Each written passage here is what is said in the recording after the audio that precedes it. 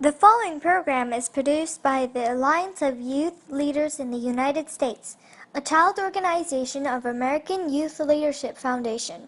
Please support us to make contributions to our great nation.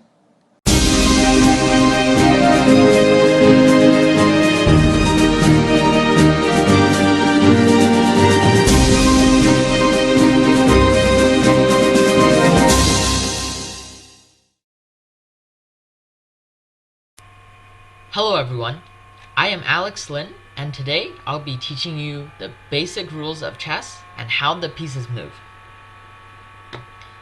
Chess is a game played on an 8x8 squared board by two players, one with the white pieces and one with the black pieces. Each player starts with 16 pieces. First, I'll show you how to set up the pieces. These are the pawns. Each player begins with 8 of these pieces. You set up the white pawns on the second rank and the black pawns on the 7th rank. Next, we have the rooks. The rooks are castle-shaped pieces that are set up on the corners of the board. Each player has 2 of them. Then, we have the knights. The knights are horse-shaped pieces that are placed beside the rooks, and each player begins with 2 of them. And these are the bishops. The bishops are placed beside the knights, and again, each player gets 2 of them. And then we have the queen. The queen is considered to be the most powerful piece in chess. That's why you only get 1 queen. The queen is placed beside one of the bishops. To know which bishop it's placed beside, the queen is always placed on the white queen is always placed on a light square, and the black queen is always placed on a dark square. And then we have the king. The king is the most important piece in chess. If you lose your king, then you lose the game. The king is set up beside the queen. Now, I'll show you how each of the pieces move. First, let's begin with the pawns.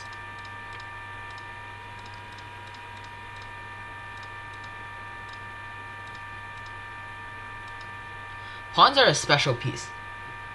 Pawns, on their first move, can move either 2 squares forward or 1 square forward. For example, the pawn here can move either 2 squares or 1 square. However, after a pawn has made its first move, then the pawn cannot jump 2 squares. It can only move 1 square forward every turn. Pawns are a unique piece because when they capture other pieces, they don't move in the same way that they move forward. For example, here, the white pawn can capture this black pawn.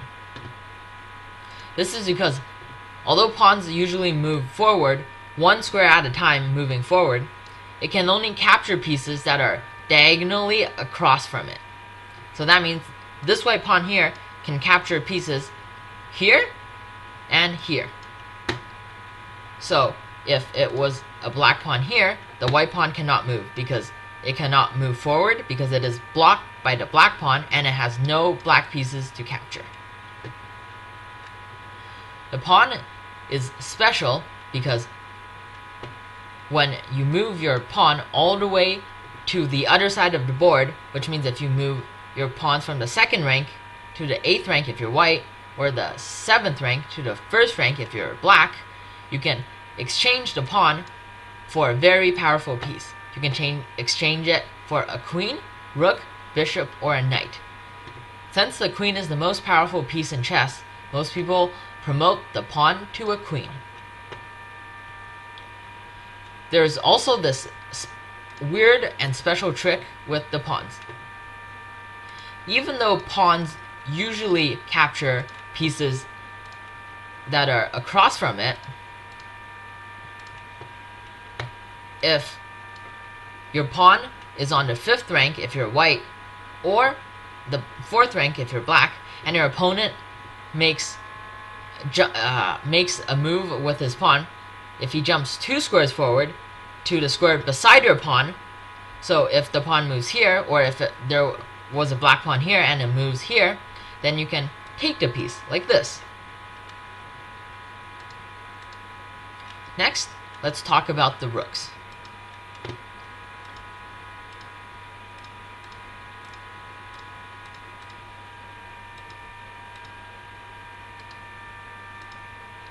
The rooks move in straight lines. That means rooks move vertically and horizontally. However, the rooks cannot jump over pieces. So the white rook here can move all the way to here, but it cannot jump over the white king. The rooks capture pieces in the same way they move. So if a rook moves here, then the black rook can capture this rook because it can move horizontally to capture this rook. Next, we have the knights. The knights are a unique piece in chess. The knights move different from every other piece in chess. The knight moves in an L shape. That means they move 2 squares in one direction and then 1 square in another direction. Knights also capture pieces in the same way they move. However, knights cannot be blocked by other pieces. So, for example, even if there was a black knight blocking this knight here, the white knight can still move past the knight as long as there are no pieces blocking the square it is going to move to. So the knight can still move to here, for example. Then we have the bishops.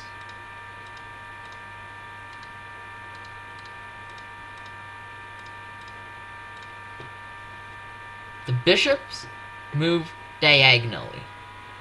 This is called a light squared bishop because it is on the light squares, and this is a dark squared bishop because it is on dark squares. A light squared bishop can never move onto the dark squares because it moves diagonally, and since it moves diagonally, it will always stay on the white squares. And the same for the dark squared bishop, it will never move onto the light squares.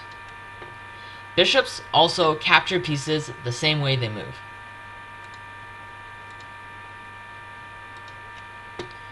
And then we have the queen.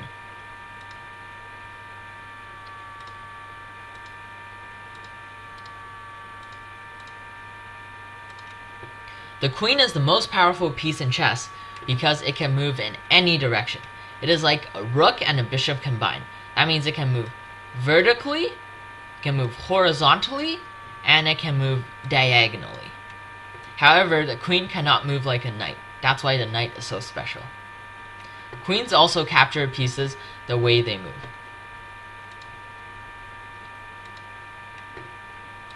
And last, we have the king. The king is like a slower version of the queen. The king can move in any direction, but it can only move 1 square at a time.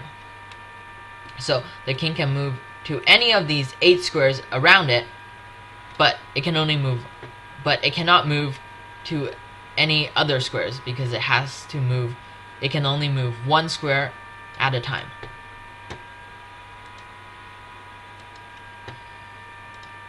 Next, I'll talk about an interesting thing called castling. Castling is a special move involving the king and the rook. It is used to get your king to safety. There are two ways to castle. This is called kingside castling or short castling. You move the king 2 squares to the right, and your rook goes 2 squares to the left, right beside your king. And this is queenside castling or long castling, because your rook moves a greater distance. Your king still moves 2 squares, but your rook moves 3 squares, right beside your king.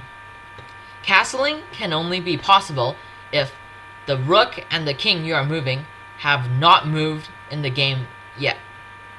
And also, the squares your king is going to be passing through cannot be attacked by any of your opponent's pieces. So that means these 3 squares cannot be attacked by any of black's pieces. For example, if the black rook was here, it is attacking this square here, so white is unable to castle.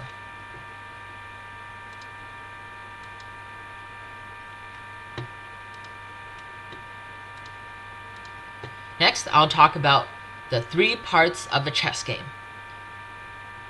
Chess is split into 3 parts: the opening, the middle game, and the end game. The opening is the beginning of the chess game, where both players try to develop their pieces, and they try to castle as soon as possible to get their king to safety. An important part of the opening is that you want to control the center, because when your pieces are in the center, they control the most squares. So, for example, a common move for white on the first move is moving the pawn forward 2 squares, because it is in the center of the board and it controls another square in the center. And a common reply for black is the same. Black moves the pawn 2 squares forward to control this square and this square in the center. Now that you know how the pieces move, you want to learn the goal of the game. The goal of the game is to checkmate your opponent, and that's what usually happens. That's usually what you try to achieve in the middle game. The middle game happens when you finish developing your pieces and you've castled. Now you try to move your pieces into better positions and try to attack your opponent's king and try to checkmate them.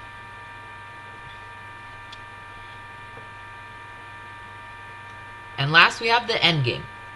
The end game is when you have traded a lot of pieces with your opponent. That means not many pieces are on the board. Usually the queens have already been traded. Now your king becomes a very powerful piece, and usually you are only left with pawns and some other pieces. Now the pawns also become very powerful, because if you manage to push them to the other side of the board, you can make a new queen. Although having more pieces than your opponent in chess means you're winning, that is not always the case.